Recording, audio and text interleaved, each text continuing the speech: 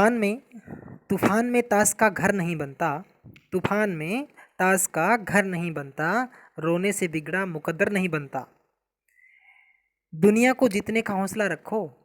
दुनिया को जीतने का हौसला रखो। एक हार से कोई फकीर और एक जीत से कोई सिकंदर नहीं बनता। नमस्कार, टारगेट विद के क्लासेस में आप सबका स्वागत है। इस बार मैं आपके सामने एक नया टॉपिक 9th क्लास हिंदी दो बेलों की कथा के अभ्यास के प्रश्न उत्तर लेकर हाजिर हूँ। जिन बच्चों ने पिछली क्लास दो बेलों की कथा की कहानी नहीं पढ़ी है, नहीं देखी है, वो बच्चे पहले पिछली वीडियो में जाकर के दो बेलों की कथा का जो पाठ का सार है, पाठ की जो कहानी है, वो ज़रूर पढ़ें। उसमें हमने आपके दो टॉपिक क्लियर कर दिए हैं, तो पिछली वीडियो ज़रूर देखें जिन बच्चों ने नहीं देखी है। इस वीडियो में मैं इस जो पहला जो पाठ है 9th क्लास का, इस बुक का आपका दो बेलों की कथा मुंशी प्रेमचंद द्वारा रचित है। इसके जो लेखक हैं मुंशी प्रेमचंद है। पाठ का नाम दो बेलों की कथा है। हम इसके लेकर आए हैं आपके सामने अभ्यास के प्रश्न उत्तर। देखिए,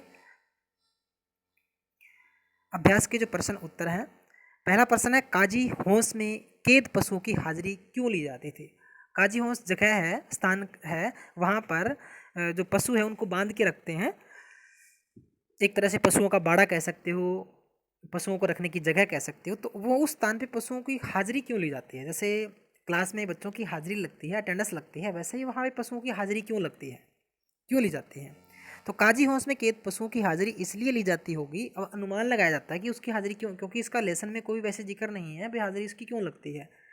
लेकिन वहाँ पे सुबह और शाम को जब उनको बांधते हैं, खोलते हैं, तब उनको गिना जाता है, काउंट किया जाता है।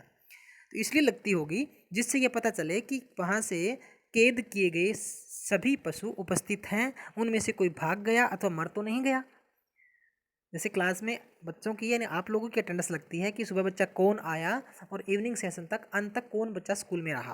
कहीं बीच में कोई घर चला गया हो, किसी को कोई कारण हो गया हो, सुबह आया ही नहीं है, किसी कारण से बच्चे को कोई परेशानी हो गई, वो क्लास में मतलब ऐसे ही। तो वैसे ही पशुओं की काउंटिंग भी यहाँ पे होती है। दूसरा प्रश्न आपके लिए, छोटी बच्ची को बैलों के प्रति प्रेम क्यों बढ़ाया। छोटी बच्ची कौन थी, सबसे पहले ये पता होना चाहिए।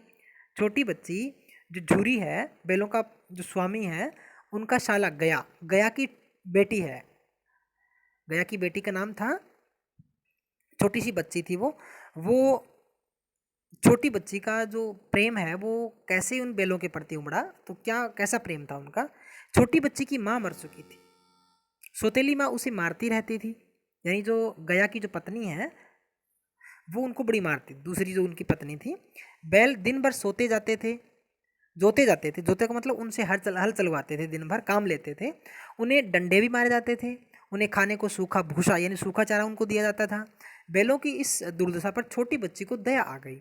उसे लगा कि बैलों के साथ भी उनके जैसा सोतेला व्यवहार हो रहा है, इसलिए उसके मन में बैलों के प्रति प्रेम उमड़ आया। वह रात को उन्हें एक रोटी खिला आती है और उन्हें खोल देती है। तीसरा प्रश्न है, कहानी में बैलों के माध्यम से कौन कौन से नीति विषय का मूल्य उभर कर सामने आए हैं। या नैतिकता की कौन सी बातें, कौन सी रीति रिवाज की, नियम की जो बातें हैं, नीति की जो बातें हैं, न्याय की बातें हैं, वो कौन कौन सी उभर कर सामने आती हैं। इस कहानी के माध्यम से लेखक ने किसानों और पशुओं के भावात्मक संबंधों का वर्णन किया है। यानी आत्मा का जो रिलेशन होता है, भावनाओं का जो रिलेशन है, इमोशंस का जो रिलेशन होता है, उसका इसमें जिक्र किया गया है। यानी भावनाओं का दर्शन यहाँ पे हमें होता है।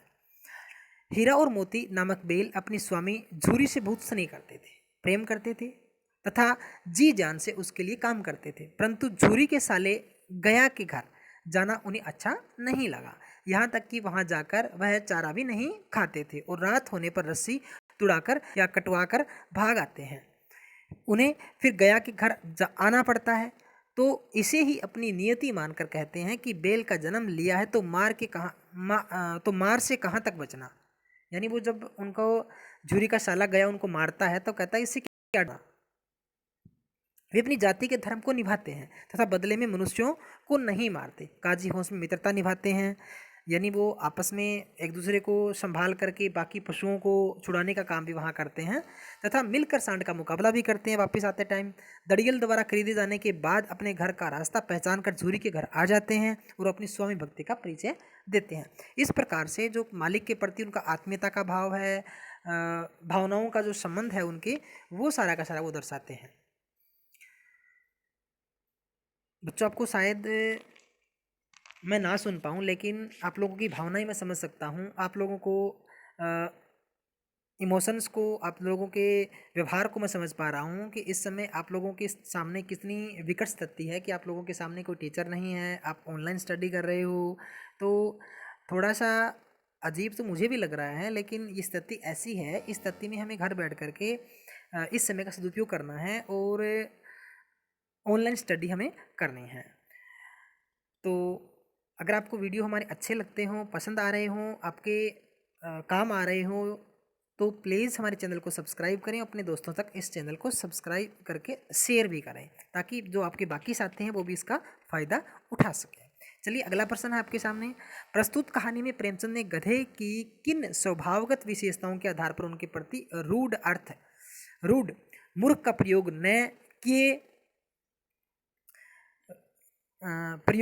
न कर किए नए अर्थ की ओर संकेत किया गया है।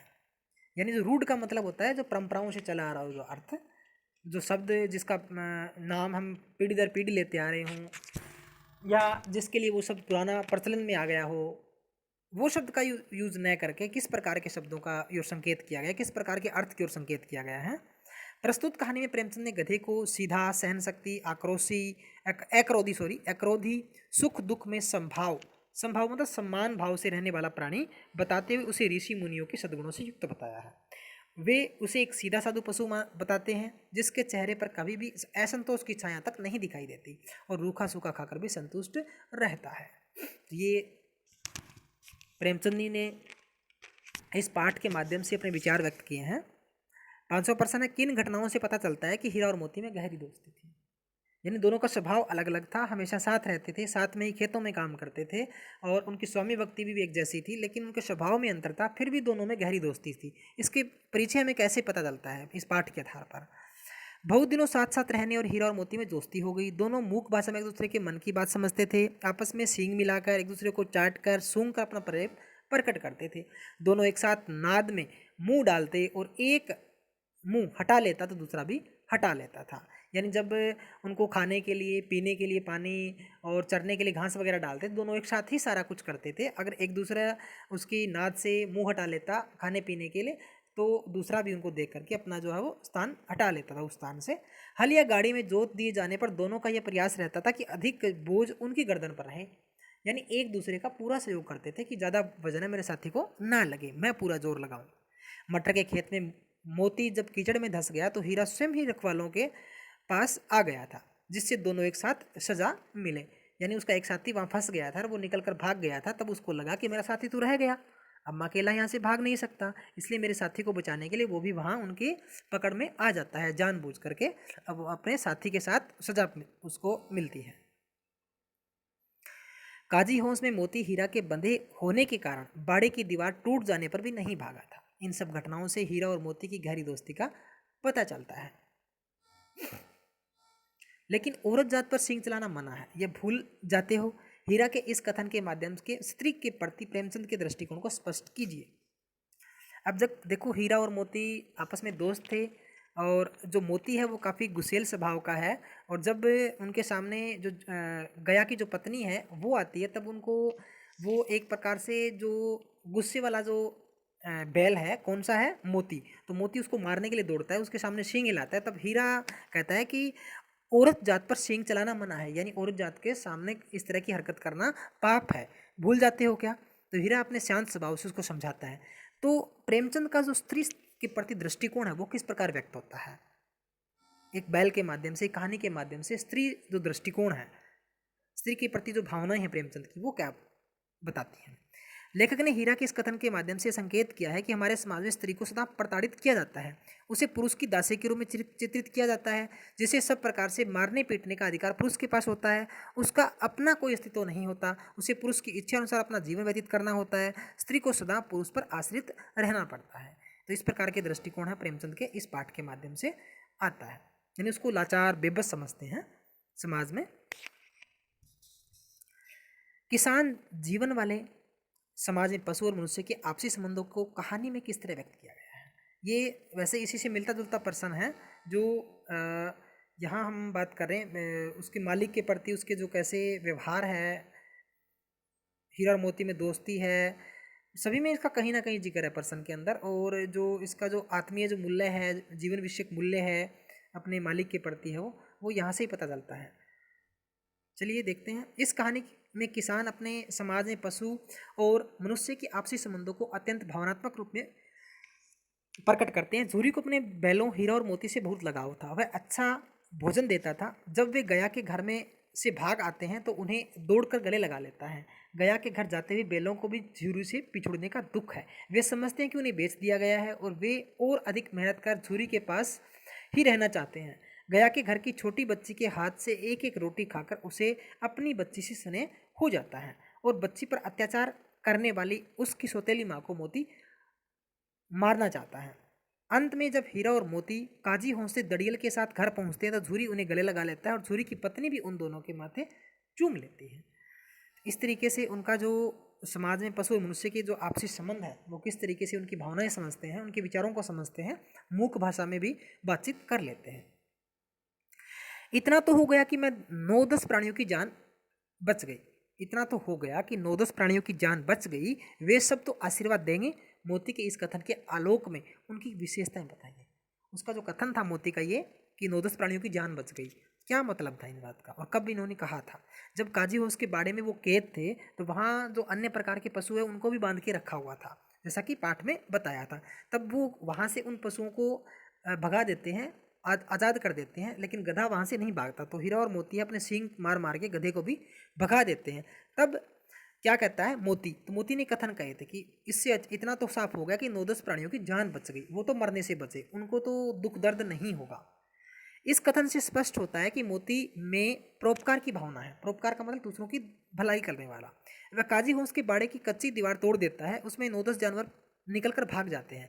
गधों को भी वह स्वयं धकेल कर बाहर निकालता है। मोती सच्चा मित्र भी है। हीरा की रस्सी तोड़ नहीं सका, इसलिए वह स्वयं बाड़े से भाग नहीं गया, बल्कि हीरा के पास ही बैठा रहा। सुबह होने पर उसे भी चौकीदार ने मोटी रस्सी से बांध दिया और खूब मारा।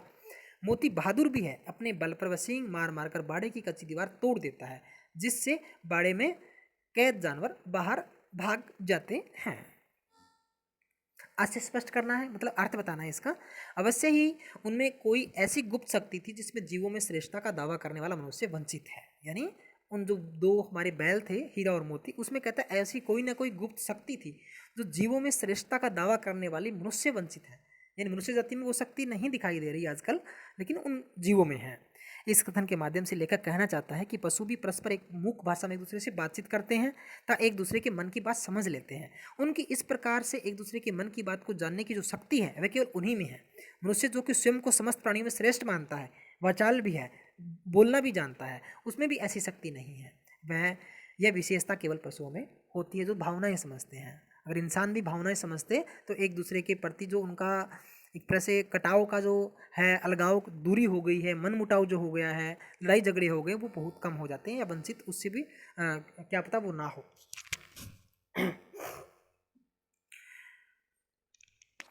उस एक रोटी से उनकी भूख तो क्या शांत होगी, पर दोनों के हृदय को मानो भोजन मिल गया। देखो कितनी लेखक ने कितनी सुंदर बात कही है। उस एक रोटी ने उनकी भूख तो क्या शांत की होगी। ये कब की बात है? जब एक छोटी सी बच्ची उनको अपना समझ करके, उनके दुख दर्द को समझ करके, अपनी पीड़ा समझती है कि वो जब उनको दर्द होता है वो सोचती है कि जैसे मुझे तंग किया जाता है वैसे ही इनको आज तंग किया जा रहा है, तब उनको एक रोटी देती है वो। तो अब उनके हृदय में उनके प्रति जो प्रेम उमड़ा है वहाँ से लाइन ली गई है। गया के घर आने के बाद हीरा मोती को केवल सूखा चारा खाने को मिलता है। उन्हें सारा दिन खेतों में जोता जाता था, उनकी डंडों से पिटाई होती थी। उन्हें प्रेम करने वाला शायद कोई नहीं था। छोटी बच्ची रात के समय उन्हें एक एक रोटी खिला देती है। इस एक रोटी को खाकर ही वे संतुष्ट हो जाते हैं, क्योंकि इस एक रोटी के माध्यम से ही वह बच्ची उन्हें अपना स्नेह दे देती है, प्यार दे देती है, जिससे उनका स्नेह के लिए भूखा हृदय संतुष्ट हो जाता है। और तब वो सोचती है कि एक रोटी से उनकी भूख तो नहीं गई होगी, लेकिन दोनों के हृदय में प्यार जरूर मिला है, हृदय को शांति जरूर मिली है, भोजन मिल गया प्यार का। गया ने हीरा मोती को दोनों बार सूखा भूसा खाने के लिए दिया था, क्योंकि क्या कारण है? पहला है, गया पराये बैलों पर अधिक खर्च नहीं करना चाहता था। दूसरा, गरीबी के कारण खली आदि खरीदना उसके बस की बात न थी। तीसरा, वह हीरा मोती के व्यवहार से बहुत दुखी था। चौथा, उसे खली आदि सामग्री की जानकारी न थी। तो इनमें से कौन सा ऑप्शन आएगा? ऑप्शन नंबर 3 गया। वह हीरा मोती के व्यवहार से बड़ा दुखी था। अब आप लोगों के सामने एक पोस्टर है, बड़ी अच्छी जानकारी है आप लोगों के लिए और आप इसको शेयर भी कर सकते हो। हरियाणा विद्यालय शिक्षा बोर्ड के द्वारा ये जानकारी दी गई है। दूरवर्ती शिक्षा कार्यक्रम, डिस्टेंस एजुकेशन प्रोग्राम और ऑनलाइन स्टडी के लिए अगर आप किसी कारण से स्कूल में नहीं जा पा रहे हो, घर पे बैठे हो, तो टेलीविज़न के माध्यम से पढ़ें, एजुसेट से पढ़ें। हरियाणा एजुसेट चैनल प्रसारण हेतु जो नंबर दिए गए हैं, अलग अलग सिटी केबल का है, फर्स्ट वे का है, डैन केबल का है, डीडीसी का है, हरियाणा HAT हाथवे का है, स्टार केबल का है, DD फ्री डिश का है। ये चैनल के नंबर दिए गए हैं। इन चैनल्स पर आप जा कर के ऑनलाइन स्टडी भी कर सकते हो टीवी के माध्यम से। NCERT के भी स्वयं प्रभा जो चैनल है वहाँ की वीडियोकॉन, एयरटेल, टाटा स्काई, डिश टीवी, इन सभी के number, Jio TV mobile app भी है। तो ये सारी की सारी सुविधा आपको department of school education Haryana के द्वारा प्रोवाइड की जा रही है। निःशुल्क है आपके लिए, कोई इसका पैसा नहीं मिलता। घर बैठ करके आप ऑनलाइन स्टडी कर सकते हो। बड़ी सुंदर जानकारी है। अपने दोस्तों के साथ इस तरह की जो बातें हैं वो आप शेयर भी कर सकते हो। आपको जूम करके इसका वहाँ से इसके नंबर के स्क्रीनशॉट ले सकते हो और ये काफ़ी अच्छी आपके लिए जानकारी है। शिक्षा, संस्कृति और विकास, तमसो माँ ज्योतिर्गम्य। तो अच्छी जानकारी है, प्लीज़ शेयर करें। इसके साथ साथ ही आप वीडियो को भी शेयर कर सकते हो। 9th class Hindi complete syllabus जानने के लिए हमारे यूट्यूब चैनल से जुड़े रहें ऑनलाइन स्टडी के लिए, और लगातार हमारे चैनल पे विजिट करें। नई नई नोटिफिकेशन, नई नई वीडियो आपको मिलते रहेंगे। हिंदी व्याकरण की वीडियो देखने के लिए भी आप हमारे चैनल को लाइक, शेयर और सब्सक्राइब कर सकते हो। विशेष रूप से बोर्ड की क्लासों की सभी वीडियो आपको यहाँ पर मिलेगी।